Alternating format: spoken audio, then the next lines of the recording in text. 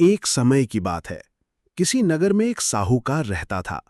उसके घर में धन की कोई कमी नहीं थी, लेकिन उसकी कोई संतान नहीं थी। इस कारण वो बहुत दुखी था। पुत्र प्राप्ति के लिए वो प्रत्येक सोमवार व्रत रखता था और पूरी श्रद्धा के साथ शिव मंदिर जाकर भगवान शिव और पार्वती जी की पूजा करता था।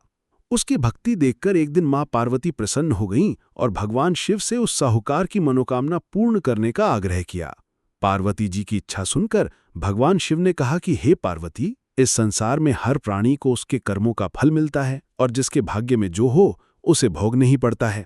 लेकिन पार्वती जी ने साहूकार की भक्ति का मान रखने के लिए उसकी मनोकामना पूर्ण करने की इच्छा जताई। माता पार्वती के आग्रह पर शिवजी ने साहूकार को पुत्र प्राप्ति का वरदान तो दिया, लेकिन साथ ही ये भी कहा कि उसके बालक की आयु केवल 12 वर्ष होगी। माता पार्वती और भगवान शिव की बातचीत को साहूकार सुन रहा था। उसे ना तो इस बात की खुशी थी और न ही दुख। वो पहले की भांति शिवजी की पूजा करता रहा। कुछ समय के बाद साहूकार के घर एक पुत्र का जन्म हुआ। जब वो बालक 11 वर्ष का हुआ तो उसे पढ़ने के लिए काशी भेज दिया गया। साहूकार ने पुत्र के मामा को बुलाकर उसे बहुत सारा धन दिया और कहा कि तुम इस बालक को काशी विद्या प्राप्ति के लिए ले जाओ और मार्ग में यज्ञ कराना। जहां भी यज्ञ कराओ वहां ब्राह्मणों को भोजन कराते और दक्षिणा देते हुए जाना।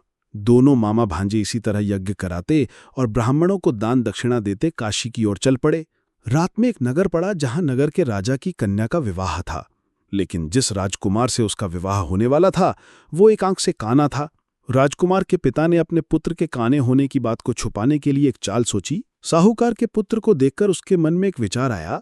उसने सोचा क्यों ना इस लड़के को दूल्हा बनाकर राजकुमारी से विवाह करा दूं। विवाह के बाद इसको धन देकर विदा कर दूंगा और राजकुमारी को अपने नगर ले जाऊंगा।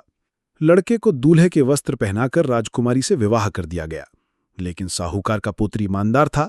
उसे ये बात न्याय संगत नहीं लगी।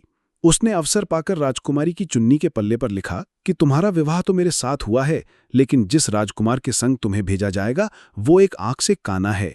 मैं तो काशी पढ़ने जा रहा हूं। जब राजकुमारी ने चुन्नी पर लिखी बातें पढ़ी तो उसने अपने माता पिता को ये बात बताई।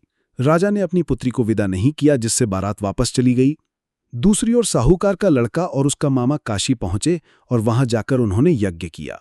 जिस दिन लड़के की आयु 12 साल की हुई उसी दिन यज्ञ रखा गया।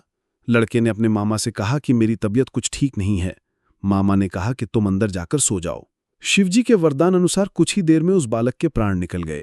मृत भांजे को देख उसके मामा ने विलाप शुरू कर दिया। संयोगवश उसी समय शिवजी और माता पार्वती उधर से जा रहे थे। पार्वती ने भगवान से कहा, स्वामी, मुझे इसके रोने के स्वर सहन नहीं हो रहे। आप इस व्यक्ति के कष्ट को अवश्य दूर करें। जब शिवजी मृत बालक के समीप गए तो वो बोले कि ये उसी साहूकार का पुत्र है जिसे मैंने 12 वर्ष की आयु का वरदान दिया। अब इसकी आयु पूरी हो चुकी है। लेकिन मातृभाव से विभोर माता पार्वती ने कहा कि हे महादेव, आप इस बालक को और आयु देने की कृपा करें, अन्यथा इसके वियोग में इसके माता पिता भी तड़प तड़प कर मर जाएंगे। माता पार्वती के आग्रह पर भगवान शिव ने उस लड़के को जीवित होने का वरदान दिया। शिवजी की कृपा से वो लड़का जीवित हो गया। शिक्षा समाप्त करके लड़का मामा के साथ अपने नगर की ओर चल दिया। दोनों चलते हुए उसी नगर में पहुंचे जहां उसका विवाह हुआ था। उस नगर में भी उन्होंने यज्ञ का आयोजन किया। उसके ससुर ने उसे पहचान लिया और महल में ले जाकर उसकी खातिरदारी की और अपनी पुत्री को विदा किया। इधर साहूकार और उसकी पत्नी भूखे प्यासे रहकर बेटे की प्रतीक्षा कर रहे थे। उन्होंने प्रण कर रखा था कि यदि उन्हें अपने बेटे की मृत्यु का समाचार मिला तो वो भी प्राण त्याग देंगे, परंतु अपने बेटे के जीवित होने का समाचार पाकर वो बेहद प्रसन्न हुए। उसी रात भगवान शिव ने व्यापारी के स्वप्न में आकर कहा कि हे श्रेष्ठी, मैंने तेरे सोमवार के व्रत करने और व्रत कथा सुनने से प्रसन्न होकर तेरे पुत्र को लंबी आयु प्रदान की है। इसी प्रकार जो कोई सोमवार व्रत करता है या कथा सुनता और पढ़ता है उसके सभी दुख दूर होते हैं और समस्त मनोकामनाएं पूर्ण होती हैं।